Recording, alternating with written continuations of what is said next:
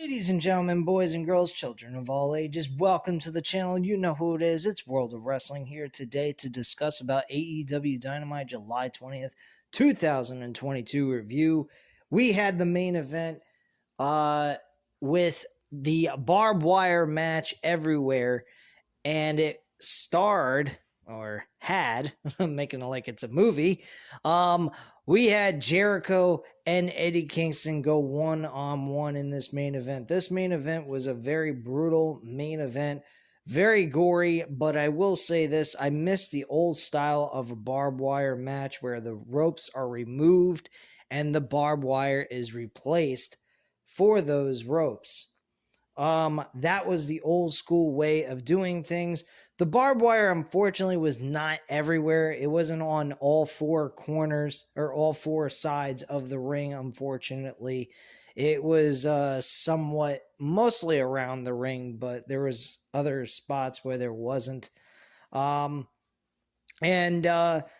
was an okay matchup. The ending kind of sucked. There was also one little thing that took place that didn't make a lot of sense. Sammy Guevara was not in the shark cage, by the way.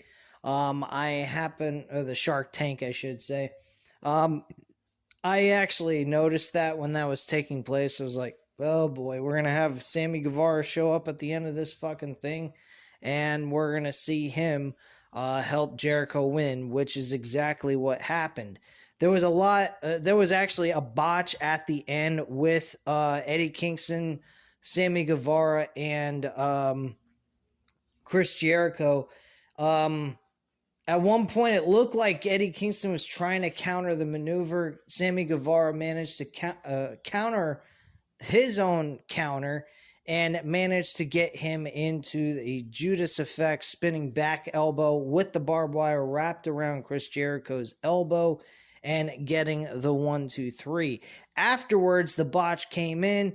There was a lot of confusion between the three. They didn't know what the fuck they were doing, which was very surprising, very unusual for a Chris Jericho match to seem like they don't know what the hell they're doing and they're kind of lost and confused during the ending of the segment. But Eddie Kingston manages to get things sorted out with Jericho and Sammy Guevara, and Eddie Kingston ends up throwing Chris Jericho into this little structure that was put on the ground that had nothing but, it was like a barbed wire spider web type of deal going on. That's what JR called it. And he was in it. He was bleeding. He was selling it to death. Like, he was shaking like crazy. Maybe he really was hurting. Who knows? I don't want to sure as hell experience it to find out why he would be shaking like that. I think it was more him selling it than anything else.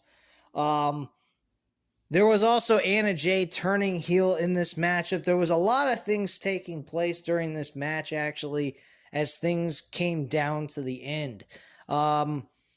This match, again, I would say would have been worthy enough for a pay-per-view, but because the pay-per-view is in September, this matchup, I guess you could say, is good enough to be on Dynamite's main event show. But this is not over. I don't feel that this ending here was exactly the kind of ending you'd be looking for to end a rivalry. I think Jericho and Kingston have one more match in them, and I think it's going to close that all out. How they close it out, I have no idea, honestly.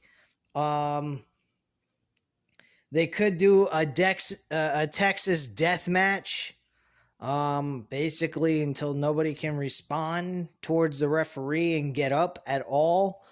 They could go to that route. That might be the final nail in the coffin of the storyline. I'm not sure. Totally up to them on that, but I don't think that that is the proper ending you give Eddie Kingston and Jericho. Honestly, I would have Eddie Kingston go out on top to end this rivalry altogether. This, to me, just seems like they were trying to keep the storyline going. If they were looking for a actual ending to this whole rivalry, Kingston should have won this match tonight. But I think they did that deliberate because they want to give these two guys an opportunity to wrestle on the pay-per-view to close out the storyline at the end of the day. So that's just my kind of viewpoint on the whole situation. I might be right, I might be wrong, but I kind of feel that is the direction they're trying to go with this. Honestly, I think the ending was a little sloppy. There was a lot of confusion, not during the ending of the match, but the actual end of the show. Like after the match was over, there was a lot of confusion going on.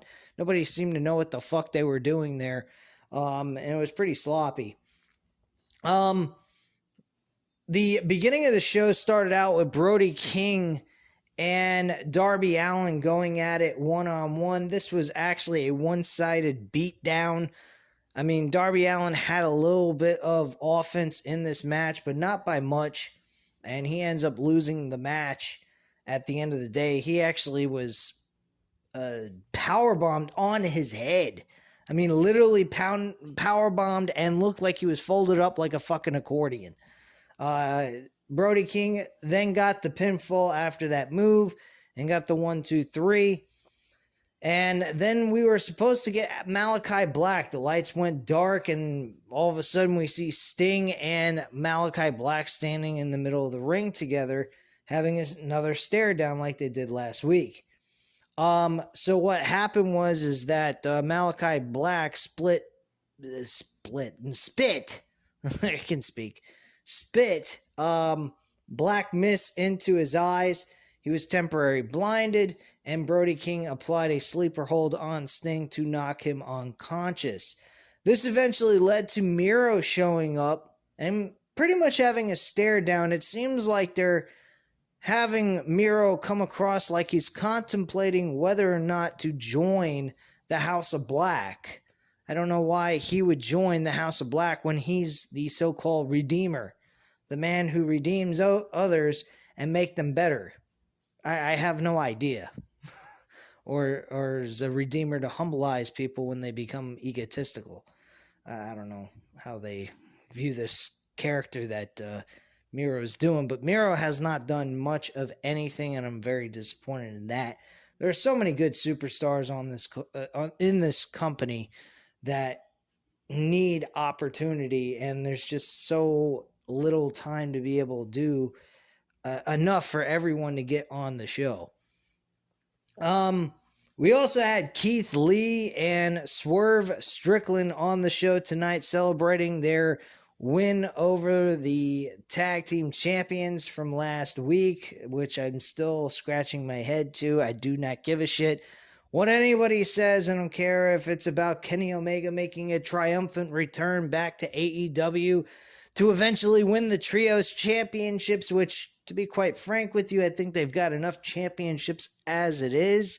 I don't think they need Trios Tag Team Wrestling. I mean, they got that in fucking Ring of Honor. Why the hell do they need to bring that into AEW on top of it? So I'm not sure what the hell that's all about. But, yeah, that's basically the situation there. Keith Lee and Swerve Strickland were cutting a good promo. The fans were cheering more for Keith Lee. Swerve Strickland kind of felt a little bit jealous. I kind of sensed a little jealousy coming from Swerve Strickland. And then he looked at the fans and said, "Whose house is this?" And they said, "Swerve's house." And so he got a nice little pop there after he said that. But we then had Tony Nese and Mark Sterling show up, and they were also mentioning about Kevin Gate. He was another thing. He was they plugged his new released album that's coming out very soon. I've heard some of Kevin Gate's music. I'm not too impressed with it. I think it's okay, but nothing to get excited over. So they go ahead and they plug that into the promo, and that's pretty much it. I mean, we had Tony Nese show up with Mark Sterling. Mark Sterling wants Swerve Strickland removed out of the AEW roster and so forth. So he goes to Kevin Gate, asks him to sign the petition to release him out of AEW. he asks him, "Aren't you a fan of AEW?" He says, "Yeah, I am." And he goes, "Well, then if you're a fan, you'd want to get rid of Swerve Strickland." He refused.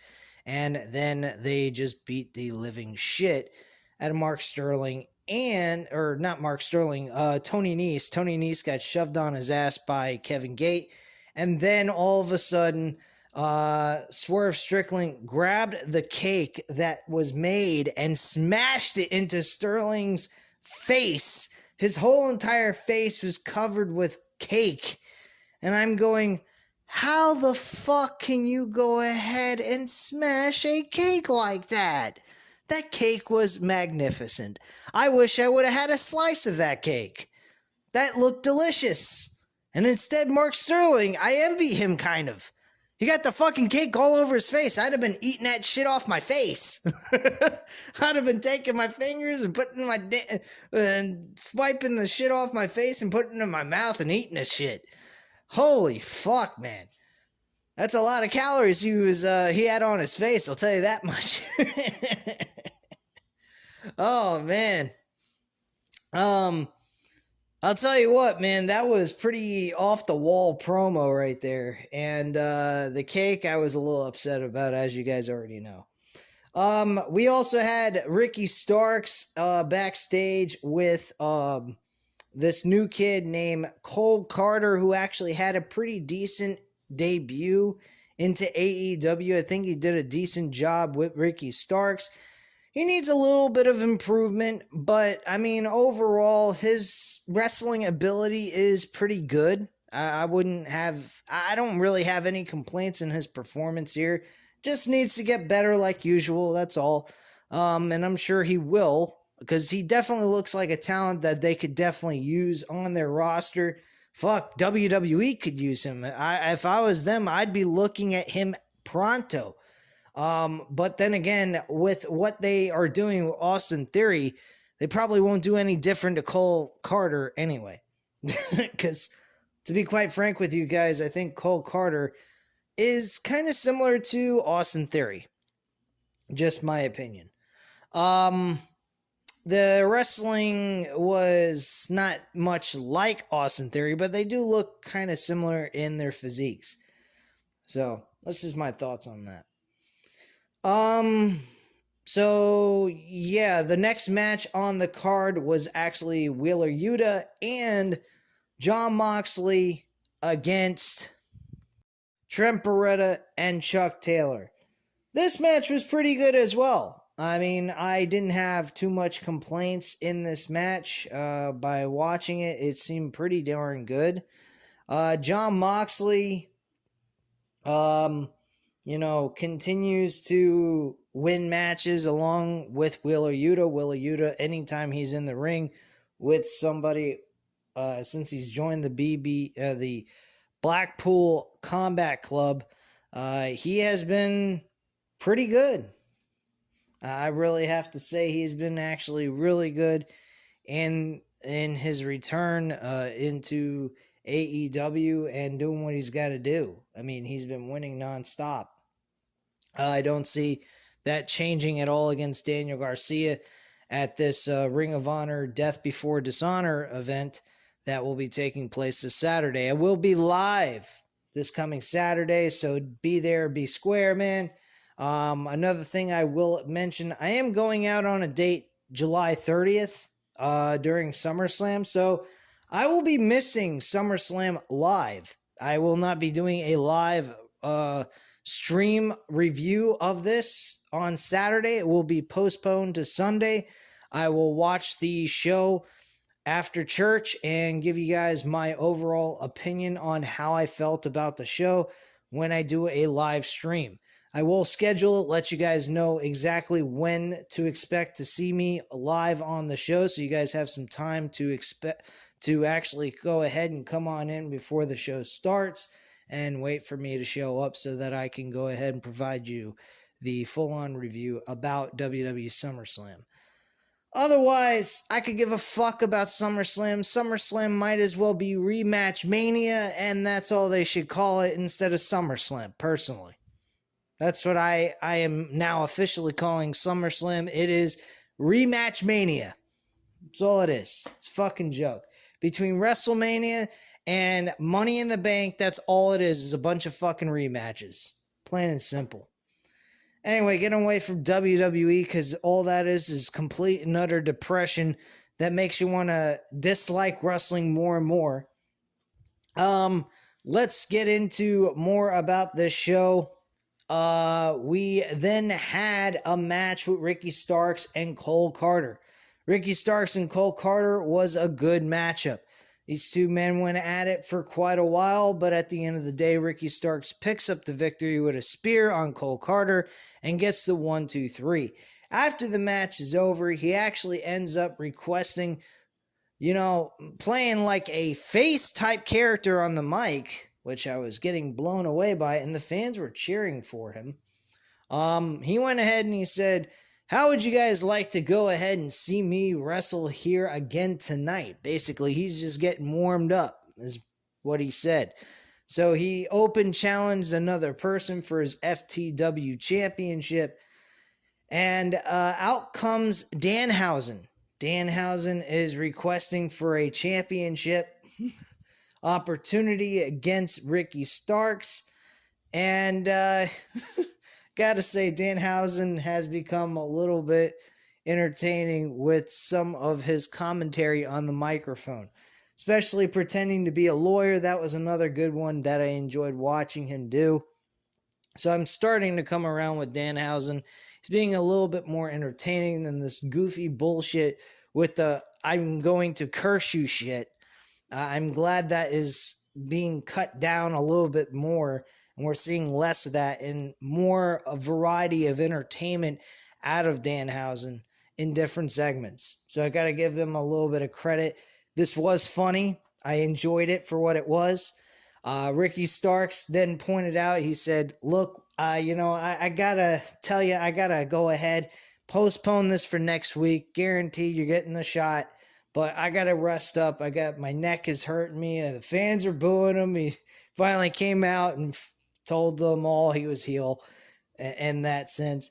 And he says, whoa, come on, guys, man. I mean, you're going to get to see it for free from home. Come on. You're still going to be able to see the match. I thought that was funny.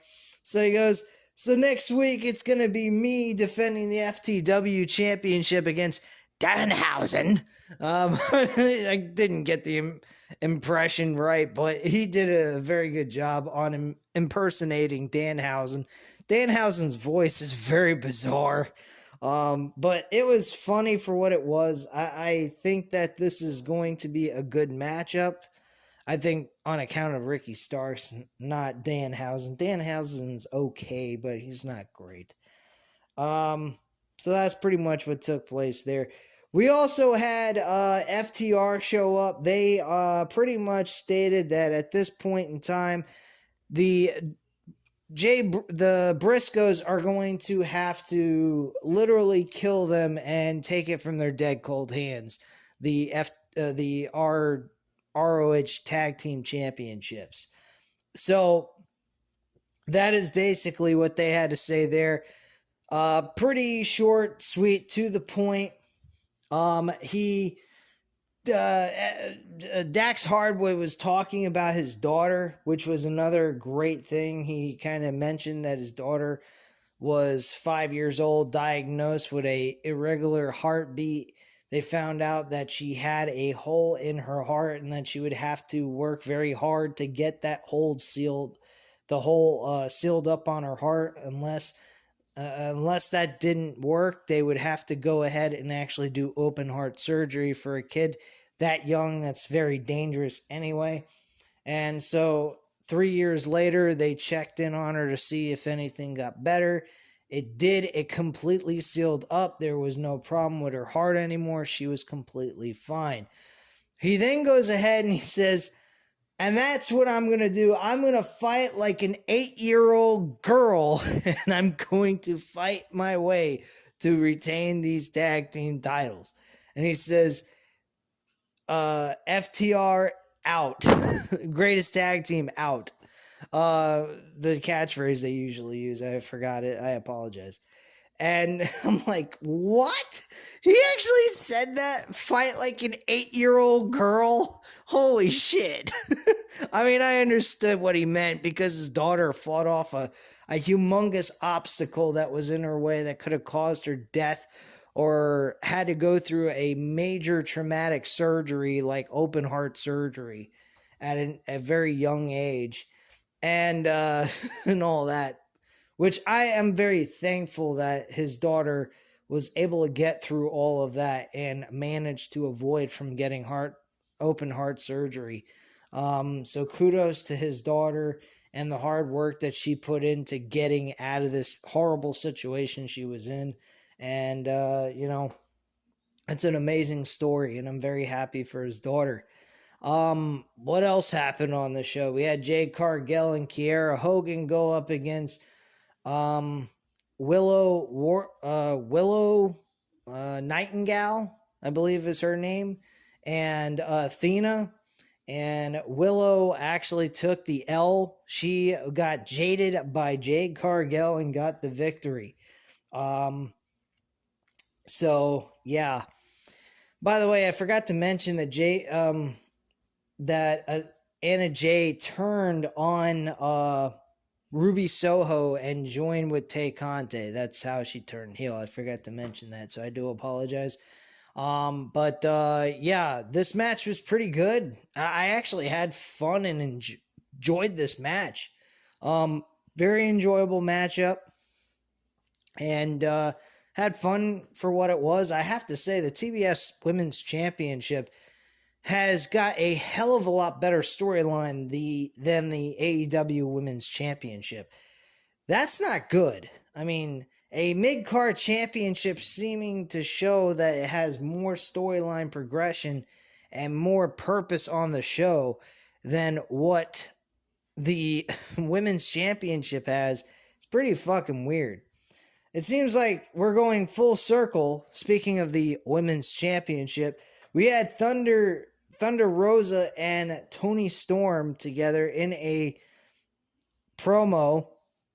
They announced that Fight for the Fallen, which is next week's Dynamite episode, will have the AEW Women's Champion Thunder Rosa defending that title against a Japanese professional wrestler who's actually pretty darn good at her own craft, and she will be getting an opportunity for that championship. Who cares? I don't give a shit. We're going to see Thunder Rosa retain the championship. This is all coming full circle, people. The AEW Women's Championship will be going back to DMD, Britt Baker, the Doctor. Okay? That's all there is to it. She is getting that fucking championship back. She cut into the promo. She said, I was going to let you have your time, but, I think it's time to entertain the audience. And people want to see Jamie Hayter and myself, Britt Baker, DMD, take over the show once again. And I honestly believe that she will become the AEW Women's Champion once again to end Thunder Rosa's reign. Because I honestly think that's the only reasonable person to go with. They have the best storyline out of the bunch for Thunder Rosa. And Britt Baker is just too damn good on the mic, man. She is fully entertaining. That championship being off of her has been a terrible decision. Simply not because of Thunder Rosa's being Thunder Rosa's fault. It just doesn't seem like AEW TK made any proper plans to give her the storyline progressions that she needs to stay relevant enough to stay champion as long as she has been. That's my only issue. So I kind of blame this more on TK than I do on Thunder Rosa. Thunder Rosa is only doing her job the best of her ability. She's not always the best wrestler, the best entertainer, but when she is working with the right people, she is very good in the ring. And I think that is for anybody. Even if you're a great wrestler, if you got a very, very sloppy performer who can't wrestle worth the continental shit, your match is going to drop a little bit. That's just my feelings on that. Going a little bit back to the very first hour, we also had Luchasaurus and Christian Cage going up against the Varsity Blondes. And the Varsity Blondes got their asses kicked by Luchasaurus. Christian Cage tagged himself in at the end, got the 1-2-3 in the victory, and Luchasaurus picked him up and was parading him around like he just won a world championship. All of a sudden, Jungle Boy shows up out of nowhere with a chair in hand, and he walks down the ramp to head to the ring. We got Luchasaurus and Jungle Boy having a stare down, and then Luchasaurus just looks at him, turns to the side, and basically lets him go right on by. And he chases after Christian Cage into the stands. It was fucking great. Very entertaining. I was screaming CLB the whole entire time because I think Christian is still a creepy little bastard. That will stick for the rest of time in his entire career. I think that was the funniest fucking slogan I've ever heard for a professional wrestler, that somebody is a creepy little bastard. Thank you, Stone Cold Steve Austin, for bringing that into his career. I think it's been great. Anyway, what else happened on the show? What else happened?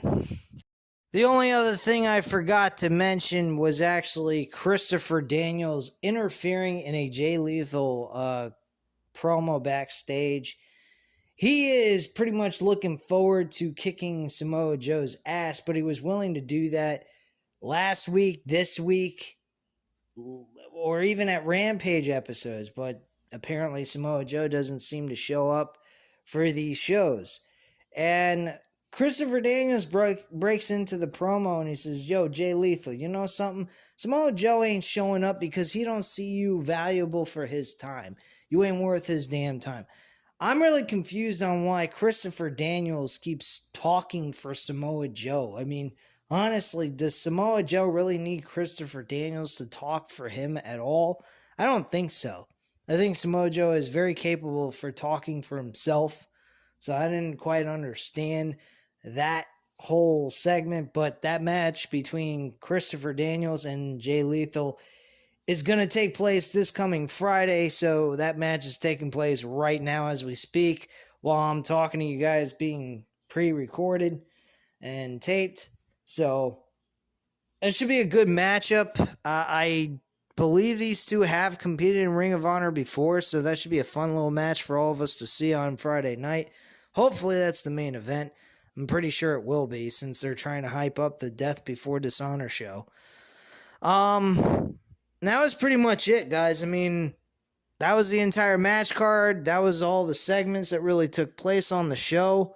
So this was a pretty decent, fun little show. I mean, it wasn't nothing spectacular or anything. I think it was a good show for what it was.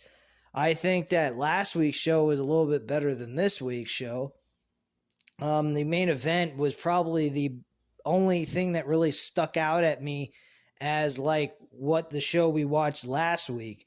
Week two's Fighter Fest, I would have to say, was pretty average at best compared to the first week. I think week one was a hell of a lot better because of all the different matches that took place, plus the situation with the triple threat tag team title match. I think that was excellent and very entertaining. And the main event for tonight's show was good. Like I said, the only downside about it was the slight confusion that was taking place after the match was over. But I guess we shouldn't get too upset about that since it was after the match was over. So no complaints coming from here. I think the show was a solid show. We did not see Wardlow at all on this show. I hope real soon we hear something about MJF. I'm pretty sure we'll probably hear something about him at Grand Slam on September. I believe it's September 22nd.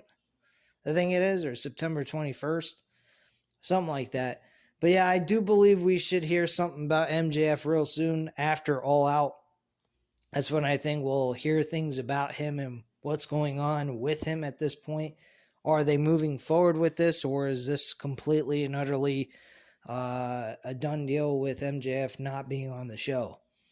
So I am keeping my fingers crossed, hoping for the best, and I hope that we see MJF back in a AEW ring.